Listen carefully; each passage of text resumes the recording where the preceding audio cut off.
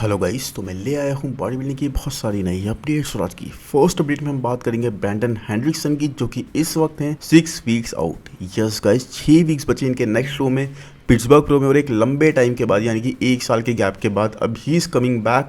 और ये पहली बार है इन ईयर्स गाइस, इन ईयर्स ये पहली बार है जब ब्रैंडन कम्पीट करेंगे किसी प्रो शो के अंदर। यस, जब से ये मिस्टर ओलंपिया जीतते आ रहे हैं तब से इन्होंने किसी भी प्रो शो में साल के बीच में, सीजन के बीच में कम्पीट नहीं करा। And finally he has decided कि इनको ये चीज़ करनी है। एंड सच में एक बहुत ही ज़बरदस्त शो इन्होंने पिक कराएगा। इस मतलब कि यहाँ पर देखो, अली बिलाल होंगे, एरिन बैंक्स होंगे, 2 मिस्टर ओलंपिया चैंपियन एक साथ कम्पीट करेंगे, ब्रैंडन और एरिन बैंक्स। और साथ में Ali Bilal being the top contender, जिन्होंने इस वक्त गाइस डियोगो को बीट कर रखा है, कोरी मोरिस को बीट कर रखा है, और साथ में एरिन बैंक्स को भी बीट कर रखा है। बट अब एक्चुअल मुकाबला सामने गाइस, बिकॉज रायन टेरी को he has not beaten yet, अभी तक बीट नहीं करा। और ब्रैंडन लास्ट ईयर के मिस्टर ओलंपिया में कम्पीट नहीं कर रहे थे। तो फाइनली अगर ब्रैंडन को यहाँ इन्होंने अली बिलाल ने बीट कर दिया गाइस, तो फिर ये चीज़ एक पूरी तरीके से पक्की हो जाएगी कि Ali Bilal is on a स्प्री guys, is on a winning स्प्री। और साथ में मिस्टर ओलंपिया के टाइटल के लिए बहुत ज़्यादा ज़बरदस्त कंटेंडर है वो इस बार में मेंस फिजिक डिवीजन से। वैसे अगर ब्रैंडन के कैप्शन की बात करूंगा तो यहाँ पर ब्रैंडन अपने कैप्शन के अंदर बोलते हैं कि मुझे शाई होना बंद करना पड़ेगा, यानी कि मुझे शर्माना बंद करना पड़ेगा। अब सिर्फ और सिर्फ 6 वीक्स बचे हैं और time to put in some extra work. मतलब आप क्लियरली देख सकते हो गाइस, 6 वीक्स आउट के हिसाब से इनकी फिजिक कितनी ज़्यादा डिफाइंड है, कितनी ज़्यादा डिटेल प्रेजेंट कर रही है। बैक पे भी जो इनके स्ट्राइशंस वगैरह आती हैं, रेशे वगैरह दिखते हैं, वो अभी से विजिबल है, वो भी अपर बैक तक देख रहे हो। मतलब एक अलग ही फिजिक। एंड एक्चुअल में guys multiple times Mr Olympia champion men's physique division से। किस लिए हैं ये, किस लिए हैं यहाँ पर ये चीज़ ये बता रहे हैं। और ब्रैंडन को आई बिलीव मैंने कभी भी गाइस ऑफ शेप में नहीं देखा। He is always in a very decent shape. मतलब 8 से 9 वीक्स की प्रेप का इनका शेप होता है हमेशा, कि 8 वीक की प्रेप करने के बाद ही ये मिस्टर ओलंपिया में या फिर किसी भी प्रो शो में कम्पीट करने के लिए उतरेंगे ना, तो he is not going to look anywhere off. ऐसा इनका शेप भी हमेशा मेंटेन करते हैं। यहाँ पर भी आप देख सकते हो how much well defined he is looking. Physique पूरी तरह से टाइटल लग रही है, कुछ पाउंड्स ऑफ फैट इनका जाएगा और फिर उसके बाद he is going to be right there. तो क्या आपको लगता है गाइस कि ये अली बिलाल को बीट कर देंगे, या फिर अली बिलाल, ये क्वेश्चन बनता है, अली बिलाल इनको बीट कर पाएंगे? एक multiple times Mr Olympia guys, एक बहुत बड़ा चैलेंज है अली बिलाल के लिए यहाँ पर। और अगर उनको अपनी स्प्री बनाए रखनी है, अपना मोमेंटम जारी रखना हो, सच में लोगों के लिए बिलीवेबल बन के रहना, बिकॉज अभी तक ऐसा ही हो रहा है। एरिन बैंक्स को आपने 2 बार बीट कर दिया तो it is a very big thing. लोग आपको इसी तरह से कंसीडर कर रहे हैं। एंड लास्ट शो में गाइस, यानी कि आर्नो क्लासिक ओहायो में, तो एरिन बैंक्स का एक बहुत ही बेटर पैकेज हमने देखा, बहुत ही पीक्ड वर्जन हमने देखा विद इंप्रूवमेंट्स। तो वो एक बहुत बड़ी चीज़ थी। But Brandon is Brandon. Yes, इतना ही बोलूँगा। ब्रैंडन हेनरिक्सन एक अलग ही तोप है इस डिवीजन की, जिनको बीट करने के लिए अली बिलाल को अपने एक्सट्रीम बेस्ट पर आना होगा। और उसके बाद भी क्या उनके चांसेस बनेंगे इनको बीट करने के, ये तो खैर टाइम ही बताएगा। Because Brandon lacks nothing guys, कहीं पे भी लैक नहीं करते। प्लस अली बिलाल अपनी बैक पे डेफिनेटली वर्क करना है, मसल मास काफ़ी अच्छी उन्होंने पुट ऑन करी है, साइज ऐड करना है अपने फ्रेम पर। लेकिन ब्रैंडन को ऐसा कुछ भी करने की ऑलरेडी ज़रूरत नहीं है। He is already peaked guys. Back बहुत ज़बरदस्त है, जिस तरह से पोस्ट करते हैं, ट्रांजिशंस वगैरह एवरीथिंग। फ्रंट से भी चलो ठीक है, अली बिलाल जैसे एप्स नहीं है, कोर नहीं है, लेकिन फिर भी गाइस एक बहुत ही अच्छी, बहुत ही डिसेंट कोर है, बहुत अच्छी टेपर के साथ।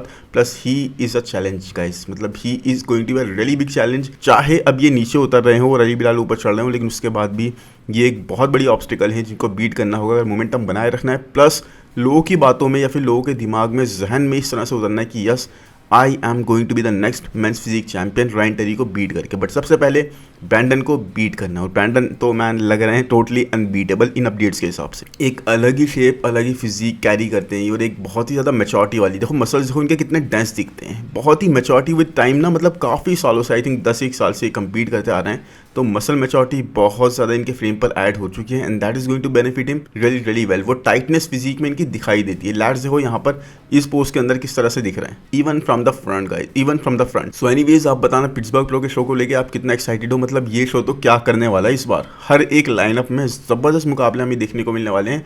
बहुत ज़्यादा एक्साइटमेंट बढ़ गया गाइस। मतलब मेंस फिजिक डिवीजन में एरिन बैंक्स, अली बिलाल और Brandon Hendrickson, 2 Mr Olympia champion men's physique division से और एक चैलेंजर। मज़ा आने वाला है बहुत ज़्यादा। कौन कहाँ पर प्लेस करेगा, कमेंट सेक्शन में अपनी ओपिनियन मुझे इस बारे में ज़रूर बताना।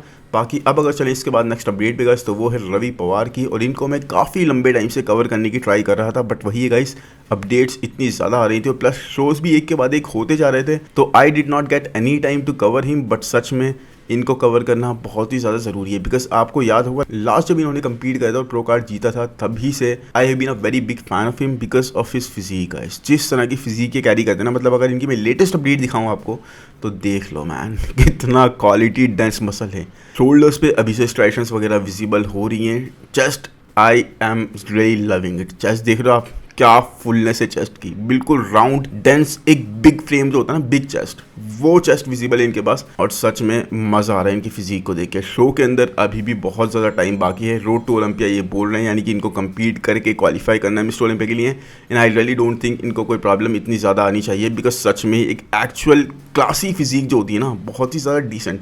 मतलब इंडियन एथलीट्स में मैं ये किसी की बुराई नहीं करूंगा, मतलब बहुत ज़्यादा ना मज़ा आ रहा है इनकी फिजिक को देख के। अब देखो, मैं मानता हूँ वेस्ट इनकी काफ़ी ज़्यादा वाइडर साइड पे है, but at the same time guys shoulder की विथ भी इज़ रियली इनसेन, जिससे इनको बहुत ज़्यादा बेनिफिट हो रहा है। आप देख लो साइड डेट्स कितने ज़्यादा अच्छे डेवलप्ड हैं, तो he is looking crazy guys. Plus जिस तरह से टिल्ट हो गया थोड़ा सा पोस्ट करते हैं ना, तो he knows how to transition, उसके साथ में किस तरह से अपनी फिजिक को in the best way possible present करना है। प्लस ये साइड चेस्ट, इवन दो इनके division it would not be hit, but at the same time मुझे बहुत ज़बरदस्त लग रही है इनकी फिजिक। जितनी तारीफ करूँ कम है। जैसे बैक की अपडेट आप देखोगे तो इनकी बैक कितनी ज़्यादा डेवलप्ड है for a person who just has got his pro card. तो यही है गाइज, मुझे बहुत ज़्यादा प्रॉमिसिंग लगते हैं ये, और बहुत ज़्यादा प्रॉमिसिंग है ये। तो वही है गाइज, बहुत जल्दी हमें कंप्लीट करते हुए दिखने वाले हैं। प्लस इनकी एक बहुत ही कंप्लीट फिजिक लग रही है मुझे तो। लेकिन एक चीज़ मैं साथ में बोलूँगा गाइज, अगर इनके लेग्स भी होते ना, तो ये किसी और डिवीजन में भी कंपीट कर सकते थे।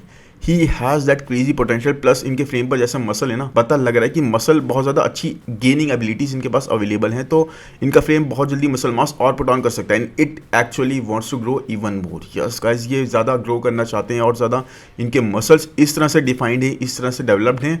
साथ में शोल्डर्स की विथ वगैरह देख लो, जो विथ चाहिए ना मतलब एथलीट के अंदर, वो एथलीट के पास विजिबल है, वो रवि पवार के पास विजिबल है। एंड आई रियली बिलीव कि भाई इनको प्रो शो जल्दी से जल्दी जीतना चाहिए और क्वालिफाई करना चाहिए मिस्टर ओलंपिया के लिए। And I really am rooting for him as well.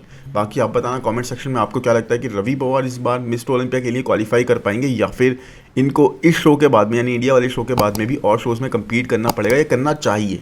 अपनी ओपिनियन कमेंट सेक्शन में ज़रूर बताना। But he is really really impressive. I am really impressed by his physique and सच में whatever I am seeing I am loving that. Anyways, इसके बाद बात करें अगर नेक्स्ट अपडेट की गाइस, तो वो है माइक सोमरफील्ड की। एंड मैन, ये तो आई डोंट नो क्या आयाम्स ऐड करते जा रहे हैं अपनी फिजिक में, क्या करके मानेंगे। अभी यहाँ पर एक जगह Guatemala, I think, I don't know मैंने इसका नाम सही से प्रोनाउंस करा है या नहीं, but it is a name, तो आई डोंट केयर। बाकी इन्होंने वहाँ पर गेस्ट पोजिंग करी स्टेज पर and he looked freaking crazy. Yes, absolutely great shape में अभी भी दिखाई दिए, जबकि यस ये है कम्पीट करने वाले हैं, ये पिट्सबर्ग प्रो में कम्पीट करने वाले हैं गाइस, तो बनता है इनका इतने अच्छे शेप को अभी मेंटेन करना। And he looks absolutely complete. अभी एक चीज़ मैं सोच रहा था इनके बारे में कि इतने ज़्यादा डेंस ये कैसे दिखाई देते हैं, मतलब जहाँ दूसरे एथलीट्स वेट कैप में कहीं ना कहीं रिस्ट्रिक्ट हो जाते हैं और उतने ज़्यादा बिगर नहीं दिख पाते, कहीं ना कहीं कोई कमी दिखती है। तो मुझे एक चीज़ समझ में आई गाइस कि इनकी हाइट जो है ना, बिल्कुल ही परफेक्ट हाइट है। एक 5 फीट 9 इंच की हाइट है इनकी, और इस हिसाब से ना ये बिल्कुल स्मॉलर साइड में टाइस रफिन वगैरह की तरह से 5'6", 5'7",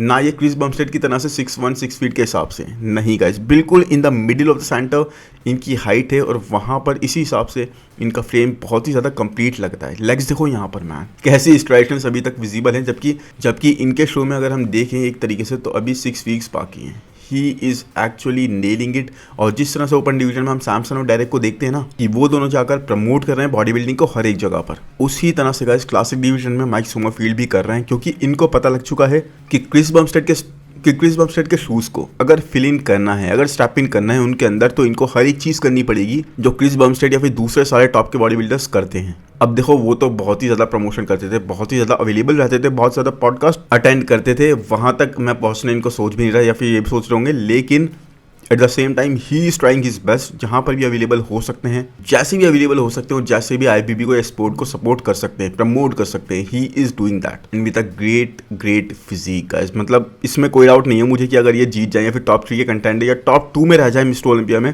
क्लासिक डिवीजन से, बिल्कुल थोड़ी सी मार्जिन से कोई और चैंपियन बने तो बिल्कुल भी डाउट नहीं है। बट सबसे बड़े कंटेंडर तो यही है and I am really rooting for him to be the next classic division champion. अब मैं ये नहीं कहता कि आने वाले टाइम में लेगेसी बना देंगे वगैरह वगैरह, बट ये टाइटल मुझे इनका होता हुआ ही लग रहा है और कोई नहीं इनके आसपास। बाकी उर्स एक कह सकते हैं क्योंकि उनकी अपडेट्स हमने काफी लंबे टाइम से नहीं देखी, तो may be in the background he is planning, he is working, he is training for that.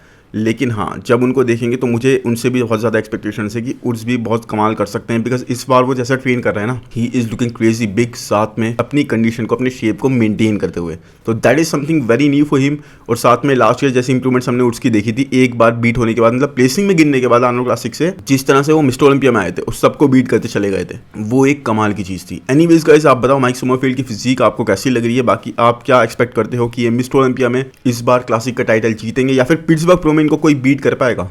क्योंकि वहाँ पर पता है कौन कौन कम्पीट कर रहा है, टेरेंस रफीन एंड होसे मैनुअल। देखो टेरेंस से बहुत ज़्यादा एक्सपेक्टेशन है लोगों को, मुझे इतनी ज़्यादा आई डोंट नो, मैं इस बार समझ नहीं पा रहा हूँ। मे बी क्योंकि बहुत लंबे टाइम से वो कम्पीट नहीं कर रहे हैं, तो इसलिए जब स्टेज पर परफॉर्म करेंगे तभी शायद मैं उस बारे में सोचूं। बट होसे मैनुअल, मैन 22-23 साल की एज में आप ऐसी बैक कैरी कर रहे हो, ऐसे मसल्स कैरी कर रहे हो, that is insane. Exceptional physique carry कर रहे हैं, देख रहे हो आप डेंसिटी बैक की, वो भी तब जब आप सिर्फ 22 साल के हो गाइस। मतलब अभी कितना ज़्यादा अपने फ्रेम पर आप वर्क कर सकते हो, कितना ज़्यादा इसे और डेंस बना सकते हो, मसल में चौटी ऐड कर सकते हो, जो कि ऑलरेडी बहुत ज़्यादा विजिबल है। तो that is a very surprising factor. Plus guys, Jose Manuel is looking very promising. 6 weeks out के हिसाब से ही इज ऑलरेडी पील्ड, बहुत ही ज़्यादा पील्ड है। पता नहीं अब कहाँ से फैट निकालेंगे या वाटर निकालेंगे, ड्राइनेस भी इनकी फिजिक में पूरी तरह लग रही है। मुझे थोड़ा थोड़ा माइकल डबूल की आज ये याद दिला रहे हैं कि ड्राई एज अ डेजर्ट वाली चीज़ इनकी बैक से तो हमें दिख रही है, फ्रंट से चाहे उतना नहीं हो जितना माइकल डबूल, वो तो अपने खैर अलग ही स्टैंडर्ड तय करते हैं। लेकिन होसे Manuel is looking crazy guys, और हो सकता है टेरेंस रफीन को बीट करके सेकंड प्लेसर के लिए या फिर फोर्थ प्लेसर के लिए भी चले जाएं, कुछ नहीं कह सकते गाइस। सच में क्लासिक डिवीजन ना पूरी तरीके से ओपन हो चुका है। Let's see how it goes. I really expect हमें एक बहुत तगड़ा कॉम्पिटिशन देखने को मिलेगा।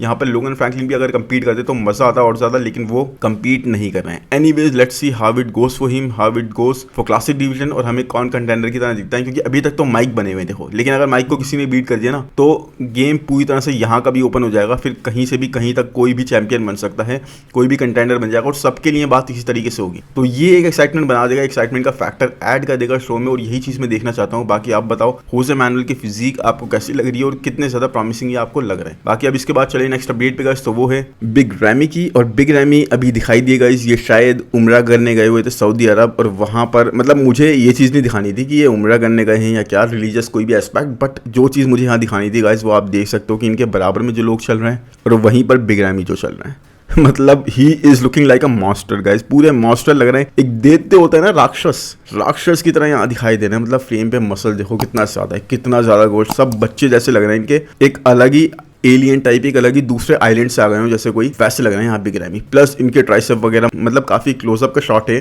तो इसलिए काफी ज्यादा और हमें लग रहा है इनका साइज। लेकिन आंस पे देख सकते हो, ट्राइसेप वगैरह इनकी पता लग रही है, वो पीछे से निकल के आ रही है। प्लस वो एंगल की वजह से भी थोड़ा खिंचाव पता लग रहा है। लेकिन एट द सेम टाइम मैं यही बोलूंगा कि he is one of a kind guys, ये अपने सच में एक अलग ही इंसान है और बहुत ही डिफरेंस दिख रहा है। मतलब वहाँ लोग ना इनको बहुत हैरानी से देख रहे होंगे किस तरह से ये दिख रहा है। वो तो इनकी हाइट बहुत ज़्यादा अच्छी नहीं है कि 6 फीट वगैरह के आसपास, नहीं तो ये तो कह ढा देते। 300 पाउंड्स ऑलरेडी ये इजीली मेंटेन करके रखते हैं, 300 पाउंड 305 पाउंड ऑलरेडी इजीली पूरे सीजन मेंटेन करके रखना। और अभी भी देखो, अगर ये नहीं कंपीट कर रहे या फिर कंपीट करने का प्लान नहीं है, तब भी he is carrying such big muscle mass, big amount of muscle mass on his frame. ये तो काबिले तारीफ है बहुत ज़्यादा। एनीवेज इसके बाद बात करें नेक्स्ट अपडेट की गाइस, तो वो है काय के प्रो की। एंड काय के प्रो, यस इनके बारे में तो मैं भूल ही गया, ये भी पिट्सबर्ग प्रो में कंपीट कर रहे हैं गाइस, वो भी क्लासिक डिवीजन से। यस इनका डेब्यू है ये क्लासिक डिवीजन में, and he is looking crazy guys. मतलब होसे मैनुअल की कंडीशनिंग की बात कर रहा था ना मैं, उनको भी बीट कर रहे हैं इन टर्म्स ऑफ कंडीशनिंग। ये इतने ज़्यादा श्रेडेड यहाँ पर ये हैं।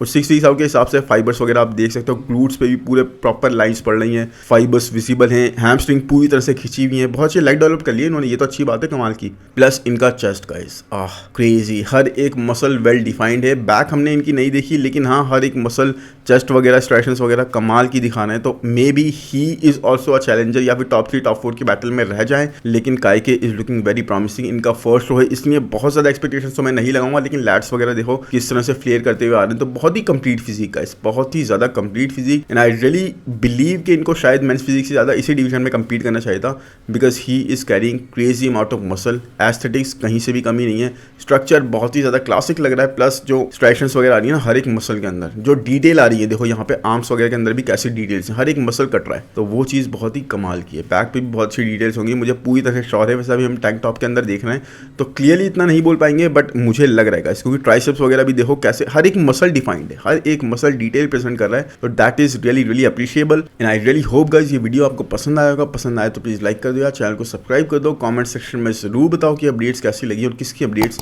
कवर करते हुए देखना चाहते हो। बाकी मिलते हैं नेक्स्ट वीडियो में। Thank you, bye bye.